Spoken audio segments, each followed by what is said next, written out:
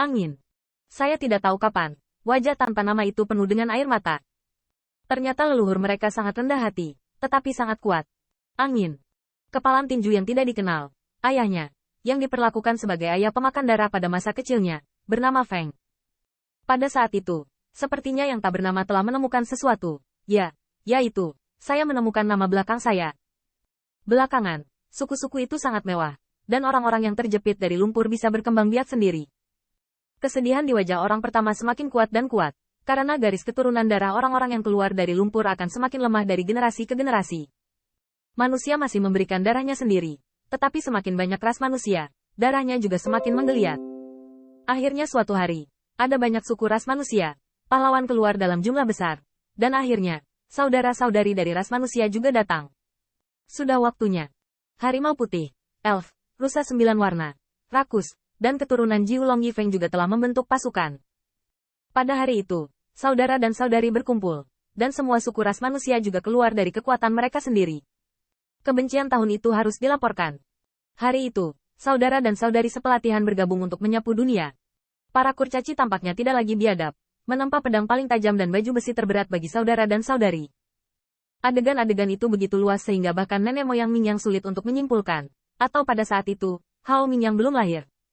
Pada saat itu, umat manusia tampaknya tidak memiliki seni perang. Angin, angin, angin, gale, gale, gale. Ras manusia dan saudara-saudari telah menyapu suku-suku.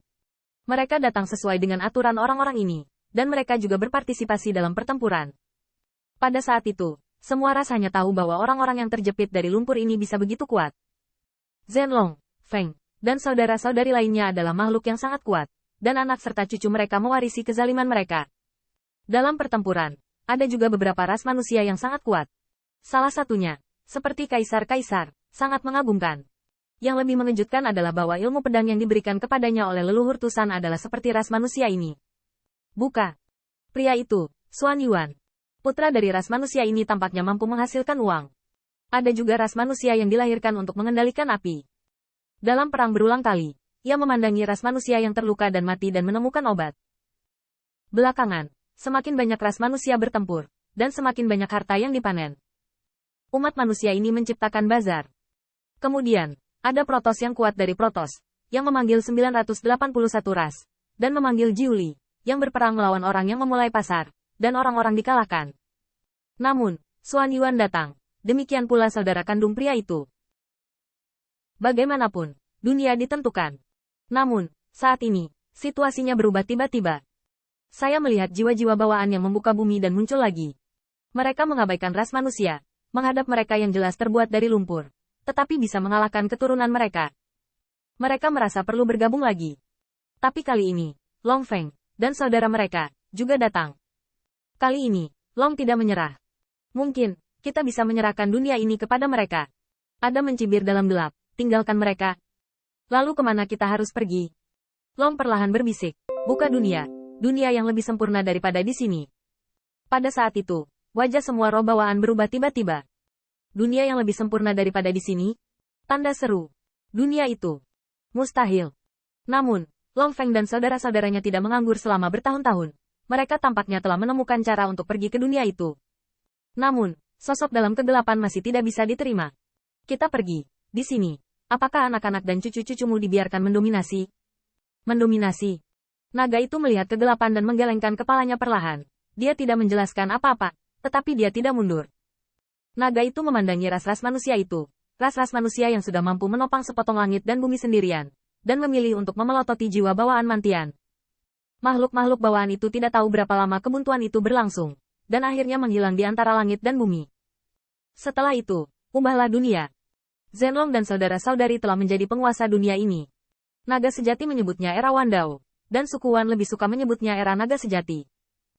Namun, ketika dunia awalnya ditentukan, 10.000 ras masih berjuang, dan naga sejati bekerja keras demi langkah untuk membuat dunia sedikit lebih baik. Umat manusia juga secara bertahap makmur.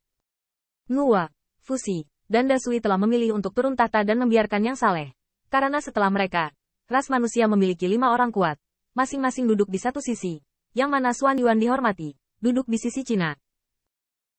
Gambar itu beredar selama beberapa tahun, dan Qin Yichen dan yang lainnya telah tenggelam di dalamnya pada saat ini.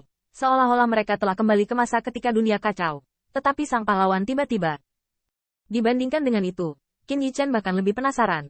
Apa dunia yang disebut oleh naga mereka, leluhur mereka? Di mana roh-roh bawaan begitu kuat sehingga dia tidak bisa melihat ke atas? Namun, sama seperti Qin Yichen memiliki ribuan pemikiran, dia melihat gambar berubah lagi. Dan naga asli telah mengalami 17 patriarki. Akhirnya suatu hari, bayi naga lahir. Dia berbakat, dia memiliki pikiran yang jernih, dan dia, bernama Hao Mingyang. Naga sejati muda ini melobi semua ras, menganjurkan doktrinnya sendiri, dan merasakan hatinya sendiri. Naga sejati ini bukan hanya cerewet, sebaliknya, bakatnya adalah yang paling menakutkan yang pernah dilihat Qin Yichen.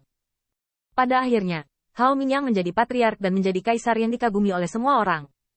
Namun, hari ketika Hao Mingyang menjadi patriark, dia tahu banyak hal, seperti yang diketahui Qin Yichen saat ini. Pada saat itu, ekspresi Hao Mingyang sama tak berdaya, pahit, sedih dan marah seperti sekarang. Jalan surgawi runtuh.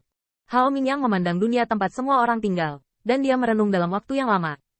Jika ada kebencian, maka harus dilaporkan. Surga bukanlah kebaikan tanpa akhir. Kebaikan tanpa akhir adalah pengecut. Membalas keluhan dengan kebajikan. Mengapa membalas kebaikan? Jadi, Hao Mingyang pada waktu itu, memutuskan, orang-orang, adalah meterai orang-orang, maka orang-orang harus kembali dari orang-orang. Qin Yichen menatap, dan ternyata ini adalah awal dan akhir dari rencana buatan manusia. Ternyata dia tidak salah. Itu semua orang. Itu adalah jiwa bawaan yang menciptakan 10.000 ras, yang pertama kali menindak orang. Namun, Qin Yichen masih menyadari bahwa iblis hatinya akhirnya hilang, tetapi Hao Mingyang khawatir. Ras-ras lain tidak hanya akan menyaksikan orang-orang mereka diperlakukan tidak adil. Ketika ada dendam, ada perkelahian. Namun, mereka, juga ras manusia, juga harus dilaporkan. Tidak ada solusi. Hao Mingyang merenungkan untuk waktu yang lama, dan tidak bisa memikirkan yang terbaik dari kedua dunia. Dia tahu bahwa ketika tidak ada orang kedua dari surga dan bumi akan runtuh. Dan meskipun ia mahal sebagai seorang kaisar surgawi, apa yang mungkin ia lakukan hanyalah dengan kekuatan yang rendah hati.